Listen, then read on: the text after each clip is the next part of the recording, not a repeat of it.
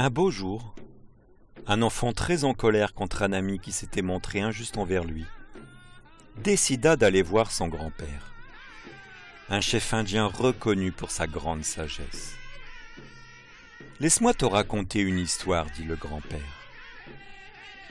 Il m'arrive aussi parfois de ressentir de la haine contre ceux qui se conduisent mal et n'en éprouvent aucun regret. Mais la haine t'épuise et ne blesse pas ton ennemi. C'est comme avaler du poison et désirer que ton ennemi en meure, ou prendre dans ta main un charbon ardent avec l'intention de le jeter sur ton ennemi. C'est toi qui te brûles. J'ai souvent combattu ces sentiments. C'est comme si j'avais deux loups à l'intérieur de moi. Le premier est bon et ne me fait aucun tort. Il vit en harmonie avec tout ce qui l'entoure et ne se fâche pas lorsqu'il n'y a pas lieu de se fâcher.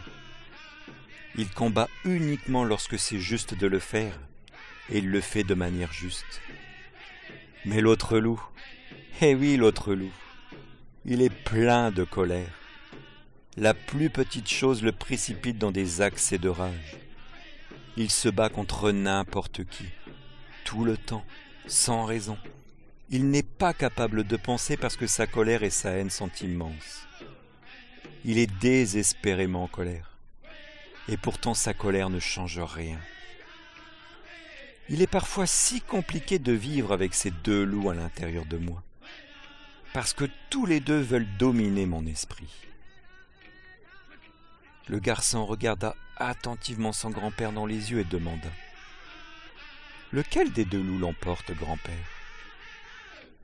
Le grand-père sourit et répondit doucement : « Celui que je décide de nourrir. » Alors si un jour, vous aussi, à la croisée d'un chemin ou dans votre esprit, vous apercevez un vieil Indien, c'est peut-être pour vous rappeler qu'il est temps de nourrir un de vos loups, en sachant que c'est vous, et vous seul, qui décidez à chaque fois lequel vous choisissez de nourrir, et qui donc l'emportera.